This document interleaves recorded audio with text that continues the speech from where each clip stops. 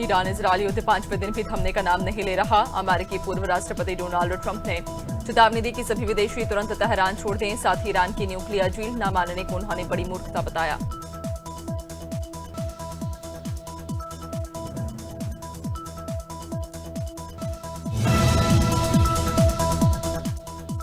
Israel ने एक बार फिर तेहरान पर बड़ा हमला किया। इस बार निशाना बना ईरान का सरकारी न्यूज चैनल IRIB, जहां लाइव शो के दौरान बिल्डिंग पर बम गिरा। धमाके के वक्त एंकर स्टूडियो में मौजूद थी, जो बाल बाल बच गई। धमाके के बाद स्क्रीन ब्लैक हो गई और स्टूडियो मलबे धुएं से भर गया। इस घटना का वीडियो भी सामने आया है। भारत द्वारा सिंधु जल समझौता रोकने के बाद पाकिस्तान में चिनाब नदी लगभग सूखने की कगार पर पहुंच चुकी है। नदी का पानी घटकर सिर्फ 7,200 क्यूसेक रह गया, यानी 92% की गिरावट। विशेषज्ञों का कहना है कि नदी जल्द ही डेड लेवल से नीचे जा सकती है। सिंचाई संकट के कारण पंजाब और सिंध के 6.5 करोड़ किसानों की करीब 40% फसलें बर्बादी की कगार पर। प्रधानमंत्री नरेंद्र मोदी को साइप्रस ने अपने सर्वोच्च नागरिक सम्मान grand cross of the order of Makarios से सम्मानित किया। ये सम्मान उन्हें साइप्रस के राष्ट्रपति ने प्रदान किया। ये मोदी को किसी विदेशी सरकार द्वारा मिला 21वां सर्वोच्च नागरिक सम्मान है। इस मौके पर पीएम मोदी ने राष्ट्रपति को कश्मीरी कालीन और हांगकांग से दिल्ली आ रही एयर इंडिया की फ्लाइट A1315 तकनीकी खराबी के चलते बीच रास्ते से लौट गई। ये उड़ान बोइंग 787-8 ड्रीमलाइनर विमान से संचालित हो रही थी। खास बात यह रही कि पिछले रविवार को भी 2 अन्य ड्रीमलाइनर विमान लंदन से चेन्नई और फ्रैंकफर्ट से हैदराबाद आ रही फ्लाइट तकनीकी कारणों से लौट चुकी है। सैन फ्रांसिस्को से मुंबई आ रही एयर इंडिया की फ्लाइट A1180 को मंगलवार सुबह कोलकाता एयरपोर्ट पर आपात रूप से रोकना पड़ा। बोइंग 777-200 LR विमान में बाएं इंजन में तकनीकी गड़बड़ी पाई गई, जिसके बाद यात्रियों को विमान से उतार दिया गया। ये फ्लाइट रात 12:45 पर कोलकाता पहुंची थी और 2 बजे मुंबई के लिए रवाना होनी थी। अहमदाबाद विमान हादसे की जांच में अमेरिकी एयर स्पेस कंपनी भी शामिल हो गई। टीम ने घटनास्थल का दौरा किया। हादसे में जान गंवाने वालों में पूर्व मुख्यमंत्री विजय रूपाणी भी थे। अब तक 125 शवों के DNA मैच हो चुके हैं और 83 शव परिजनों को सौंपे गए। मानसिक रूप से टूट चुके परिवारों के लिए काउंसलिंग की भी सुविधा शुरू की गई है। चुनाव आयोग ने एक बड़ा कदम उठाते हुए अब देश के सभी मतदान केंद्रों पर वेबकास्टिंग की व्यवस्था अनिवार्य कर दी है। ये नियम सबसे पहले बिहार विधानसभा चुनाव से लागू होगा। अब तक केवल 50% मतदान केंद्रों पर की कैमरे और लाइव मॉनिटरिंग की व्यवस्था होती थी, लेकिन अब सभी इंटरनेट सुलभ इलाकों में वेबकास्टिंग होगी। राजा रघुवंशी की हत्या से पहले 2 अहम वीडियो सामने आए, जिससे केस को लेकर कई सवाल खड़े हो गए हैं। एक वीडियो में सोनम और राजा ट्रैकिंग ट्रेल पर साथ चलते दिख रहे थे। दूसरे वीडियो में 3 आरोपी विशाल आनंद और आकाश नजर आ रहे। विशाल का चेहरा साफ है, जबकि बाकी 2 मुंह छिपा रहे।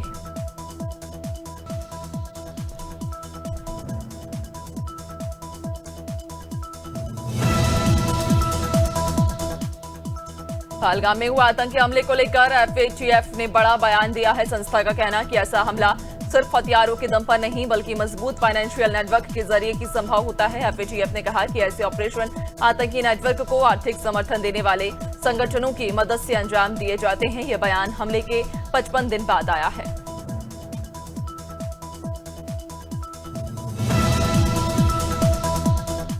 हसनपुर पुलिस ने परचून की आड़ में नशा तस्करी करने वाले गिरोह का भंडाफोड़ किया। हबतपुर बंजवारा मार्ग से 3 तस्करों को गिरफ्तार किया गया, जिनके पास से 15 कट्टों में करीब 212 किलो अफीम डोडा बरामद हुआ। इसकी अंतर्राष्ट्रीय बाजार में कीमत 11 लाख रुपए से ज्यादा बताई जा रही है। आरोपी किराना सामान के साथ अफीम छिपा कर ला रखे थे। बांदा में कोतवाली देहात और SOG की संयुक्त टीम ने पुलिस मुठभेड़ में 4 वांछित अभियुक्तों को गिरफ्तार किया। इनमें से बसंडरा के पिस्ट्रा गांव से अखिलेश, रिंकू राकेश सिंह और अतर्रा के मूसा नगर से उमेश सिंह शामिल हैं। मुठभेड़ में अखिलेश के पैर में गोली लगी। पुलिस ने आरोपियों से 2 चोरी के ई-रिक्शा, बैटरी, अवैध तमंचा और कारतूस बरामद किए। एकलव्य आदर्श आवासीय विद्यालय में लापरवाही के आरोपों को लेकर पूर्व जिला पंचायत अध्यक्ष तुलेका ने कलेक्टर को ज्ञापन सौंपा। दरअसल हाल ही में एक नाबालिग छात्रा के गर्भवती होने का मामला सामने आया, जिसने संस्था की व्यवस्था पर सवाल खड़े किए थे। महिला कांग्रेस की जांच में प्राचार्य वार्डन और चिरायू टीम की लापरवाही उजागर हुई। देवास के सिया गांव में गौहत्या के आरोपी रशीद और पप्पू के खिलाफ प्रशासन ने बड़ी कार्रवाई की। आरोप है कि रशीद ने गौहत्या कर अवशेष गांव की बावड़ी में फेंक दिए थे। बजरंग दल कार्यकर्ताओं की शिकायत पर पुलिस ने मामला दर्ज किया। और अवैध रूप से बने उसके मकान को जमींदोज कर दिया। कार्रवाई के दौरान मौके पर भारी पुलिस बल तैनात रहा।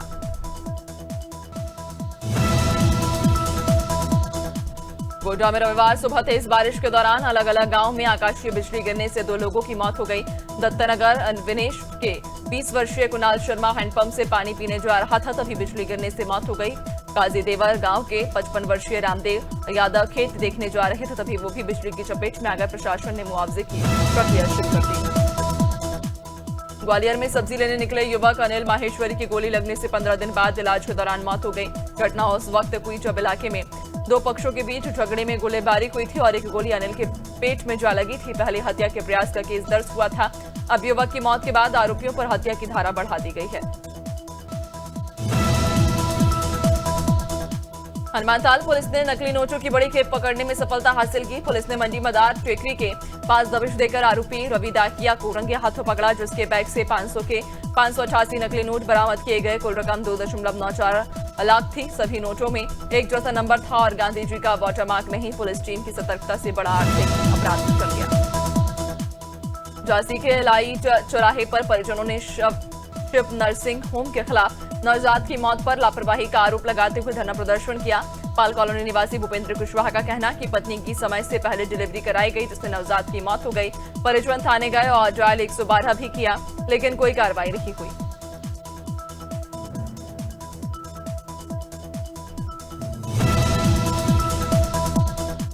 बुरहानपुर के देरतलाई गांव में मानव तस्करी की कोशिश नाकाम हुई, जब महाराष्ट्र से आई आदिवासी महिला ममताबाई से 2 युवकों ने उसके 1 माह के बेटे को छीनने की कोशिश की। महिला की चीख और बच्चे के रोने पर ग्रामीणों ने वीडियो बनाया, जो वायरल हुआ, जिससे पुलिस हरकत में आई। मुख्य आरोपी करीम गिरफ्तार हो चुका है, जबकि एक फरार है।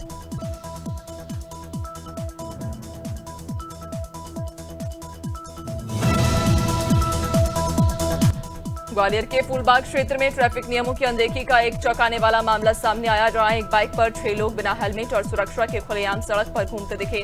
इसका वीडियो एक राहगीर ने शूट कर सोशल मीडिया पर पोस्ट किया, जो तेजी से वायरल हो रहा। अब ट्रैफिक पुलिस वीडियो के आधार पर आरोपियों की पहचान में जुट गई है। मंडला जिले के बिछुआ जनपद में सीईओ, एपीओ और सहायक यंत्री के खिलाफ सचिव, सरपंच और रोजगार सहायक संघ ने मोर्चा खोल दिया। बता दें कि संघ ने अधिकारियों पर भ्रष्टाचार के आरोप लगाए। संघ का कहना कि सेवा शुल्क देने वालों को मनमानी छूट और न देने वालों को परेशान किया जाता है। संघ ने मंडला कलेक्टर को ज्ञापन सौंपकर सख्त कार्रवाई की मांग की। प्रगति नगर से विस्थापित लोगों को मां बिहार कॉलोनी में बसाने के लिए प्रशासन ने सभी जरूरी सुविधाएं मुहैया कराई हैं। नगर निगम सहित अन्य विभागों की 400 लोगों की टीम सफाई और व्यवस्था में जुट गई। नाश्ता भोजन की व्यवस्था के साथ मेडिकल कैंप, बच्चों के दाखिले और राशन कार्ड बनाने के लिए अलग अलग विभागों ने कैंप लगाए हैं। अनादि टीवी की खबर का बड़ा असर हुआ सुल्तानपुर तहसील की ग्राम पंचायत भीमपुर कंजई में जन कल्याण योजनाओं के क्रियान्वयन में लापरवाही पर सरपंच को सेवा मुक्त कर दिया गया, जबकि पंचायत सचिव का स्थानांतरण कर दिया गया। खबर में योजनाओं का लाभ समय पर न मिलने की बात सामने आई थी। इसके बाद प्रशासन ने तुरंत एक्शन लिया। उज्जैन कलेक्टर रोशन कुमार सिंह ने सोमवार को प्रशासनिक संकुल भवन में समयावधि पत्रों की समीक्षा बैठक ली। इसमें जल गंगा संवर्धन अभियान के तहत खेत तालाब, जगवेल और रिचार्ज पिट निर्माण का प्रगति पर चर्चा हुई। कलेक्टर ने 30 जून से पहले सभी कार्य पूरे करने के निर्देश दिए। सीएम हेल्पलाइन शिकायतों पर भी विभागवार समीक्षा की गई। भदोही के कोइरौना थाना क्षेत्र में गंगा घाट पर नहाने गए 3 युवकों में से 2 युवक गहरे पानी में डूब गए, जिनकी तलाश जारी। बता दें कि राहुल और ऋषि नाम के युवक घाट पर नहा रहे थे, तभी यह हादसा हुआ। तीसरा युवक किसी तरह तैरकर बाहर निकल आया और पुलिस को सूचना दी। मौके पर पहुंची पुलिस स्थानीय गोताखोरों और एसडीआरएफ की टीम की मदद से युवकों की तलाश में जुटी। गोरखपुर के गौनर गांव में दर्जनों महिलाओं ने पंचायत भवन पर धरना प्रदर्शन किया। महिलाओं ने गांव के एक व्यक्ति पर स्वच्छता अभियान के दौरान अश्लील हरकतें करने और सोशल मीडिया पर बदनाम करने की धमकी देने का आरोप लगाया। महिलाओं का कहना कि शिकायत के बावजूद चौरा थाना पुलिस ने अभी तक कोई कार्रवाई नहीं की है।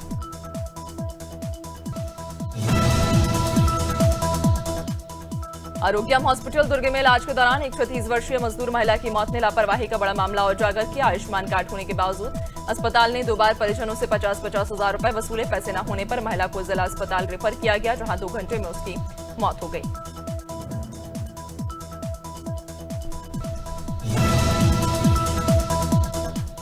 बस्तर पुलिस ने इंश्योरेंस पॉलिसी के नाम पर 21 लाख की ठगी करने वाले अंतर्राज्यीय गिरोह के 2 सदस्यों को नोएडा से गिरफ्तार किया। ये लोग रिटायर्ड एसबीआई उप प्रबंधक से 20.9 लाख की ठगी कर चुके थे। साइबर सेल ने तकनीकी जांच के बाद लवकुश और राहुल को दबोचा। इनके पास फर्जी सिम, एटीएम कार्ड और 10,000 लोगों का इंश्योरेंस डेटा मिला। खैरागढ़ पुलिस ने एक नई पहल की शुरुआत की है, जिसके तहत हर हफ्ते की कार्रवाई की रिपोर्ट आम नागरिकों से साझा की जाएगी। 9 से 15 जून के बीच पुलिस ने अवैध शराब के 79 केस दर्ज किए, 19.6 लीटर शराब जब्त की और 51 धूम्रपान मामलों में 10,000 का जुर्माना वसूला। ऑपरेशन तलाश से 32 गुमशुदा लोग मिले।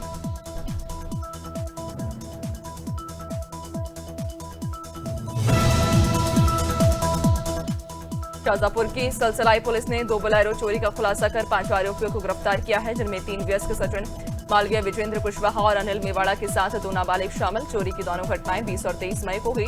पुलिस ने मुखबिर की सूचना पर कार्रवाई कर करीब 12 लाख रुपए की बोलेरो गाड़ियां बरामद की हैं।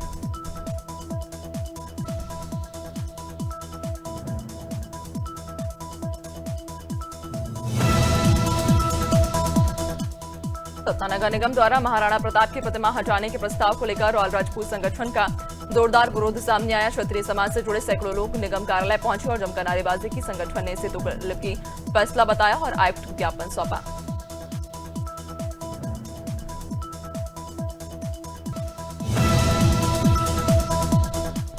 सप्ताह के दूसरे दिन शेयर बाजार में हल्की गिरावट देखी गई। सेंसेक्स मंगलवार को 100 अंक गिरकर 81,700 के स्तर पर कारोबार कर रहा, जबकि निफ्टी भी 50 अंक फिसलकर 24,900 पर आ गया। एनएसई के फार्मा, ऑटो और हेल्थ केयर सेक्टर में ज्यादा बिकवाली देखने को मिली। निफ्टी रियलिटी इंडेक्स 0.86% चढ़ा। सेंसेक्स के 30 में से 20 शेयर चढ़े, जबकि निफ्टी के अब यूपीआई से पेमेंट करना पहले से 50% तेज हो गया। एनपीसीआई ने बैंकों और एप्स को निर्देश दिए थे कि पेमेंट 15 सेकंड में पूरा हो, जो अब लागू हो गया।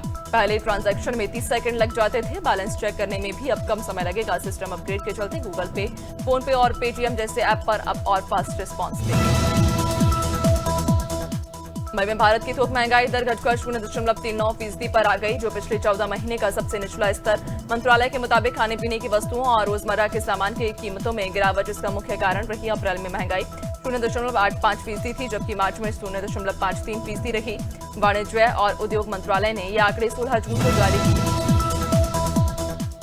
इजरायल ईरान तनाव का असर भारत के बासमती चावल बाजार पर पड़ सकता है। जानकारों के अनुसार ईरान युद्ध के हालात में भारत में बासमती चावल का आयात घट सकता है, जिससे घरेलू बाजार में इसकी कीमतें कम हो सकती हैं। पिछले 2 महीने में ज्यादा एक्सपोर्ट की वजह से बासमती के दाम 15 से 20% तक बढ़े थे।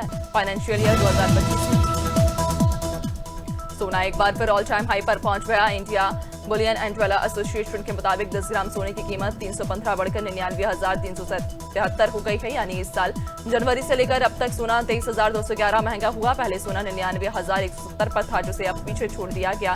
एक्सपर्ट्स मानते हैं कि साल के अंत तक सोना 1.03 लाख प्रति 10 ग्राम पहुंचेगा।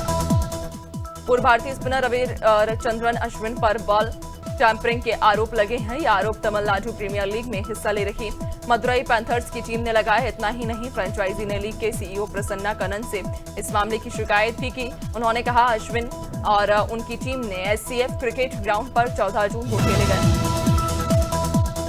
न्यूजीलैंड की कप्तान सोफी डिवाइन इस साल भारत और श्रीलंका में होने वाले वनडे वर्ल्ड कप के बाद वनडे क्रिकेट से संन्यास लेंगी।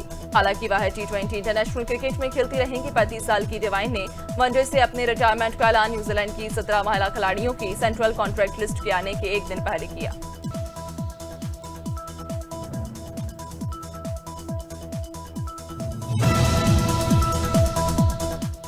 इंटरनेशनल क्रिकेट काउंसिल ने विमेंस वनडे वर्ल्ड कप 2025 का शेड्यूल जारी कर दिया है। इसके अनुसार भारत और पाकिस्तान की टीम 5 अक्टूबर को आमने सामने होंगी। ये मुकाबला कोलंबो के आर प्रेमदासा स्टेडियम में खेला जाएगा। टूर्नामेंट का आगाज 30 सितंबर 2025 को होगा। वैसे तो भारत को इस टूर्नामेंट की मेजबानी दी गई है।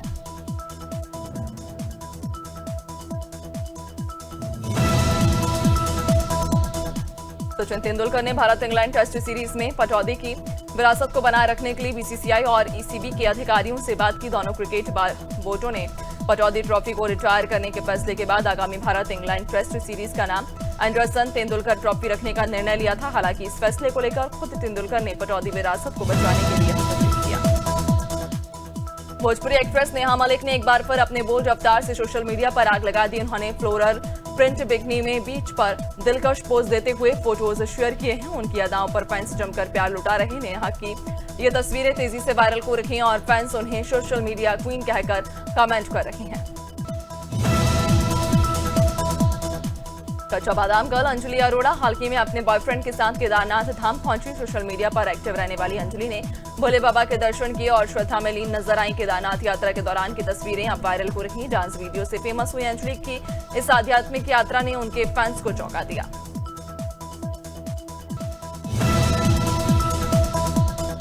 हाउसफुल 5 की कमाई 11वें दिन धीमी हो गई, जबकि जॉन विक यूनिवर्स की स्पिन ऑफ फिल्म बैलेरिना ने रिलीज के पहले 3 दिनों में ही जबरदस्त कलेक्शन कर लिया।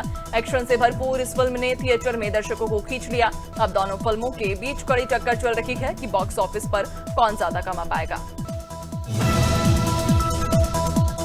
सुपरस्टार प्रभास एक बार फिर धमाका करने को तैयार। इस बार एक नया अवतार और बिल्कुल नए जॉनर के साथ कल की 2898 की सफलता के बाद अब प्रभास एक romantic horror comedy film the Raja Saab लेकर आ रखे, जो 5 दिसंबर को रिलीज होगी। फिल्म का टीजर सामने आने के बाद ही फैंस में जबरदस्त एक्साइटमेंट है।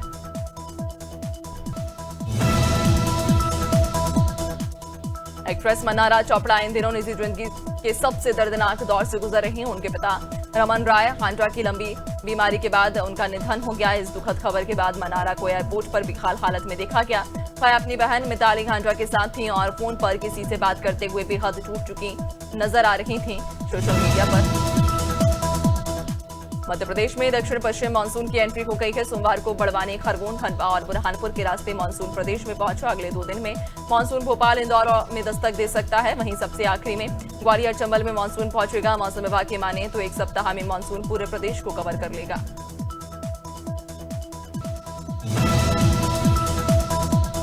यूपी में प्री मानसून बारिश का दौर जारी। मौसम विभाग ने आज 54 जिलों में बारिश और आंधी का अलर्ट जारी किया है। इनमें से 10 जिलों में भारी बारिश की चेतावनी दी गई। पिछले 24 घंटे में 46 से ज्यादा जिलों में बारिश हुई। सबसे अधिक 149 में बारिश बरेली में रिकॉर्ड की गई। यहाँ 6 घंटे की बारिश में कॉलोनियों और हाईवे पर घुटनों तक पानी भर गया। हिमाचल प्रदेश में मानसून की एंट्री से पहले कई भागों में सुबह से तेज बारिश हो रही। हमीरपुर के बड़सर में भारी बारिश के बाद खेत खलियान पानी से भर गए। इससे मक्की की फसल को नुकसान हुआ। कुल्लू की तीर्थन वैली में रात में हुई बारिश के बाद तीर्थन खड्ड का जल स्तर बढ़ गया। मौसम विभाग ने अधिक ऊंचे क्षेत्रों में तेज बारिश का येलो अलर्ट जारी किया। मौसम विभाग ने पंजाब के 8 जिलों में बारिश का येलो अलर्ट जारी किया है। आने वाले दिनों में भी पंजाब में आंधी बारिश की चेतावनी जारी की गई। 20 जून तक राज्य के कई जिलों में 40 से 50 किलोमीटर प्रति घंटे की रफ्तार से तेज हवाएं चलने और आंधी के साथ भारी बारिश की संभावना। मानसून फिलहाल तय समय से 1 सप्ताह आगे चल रहा।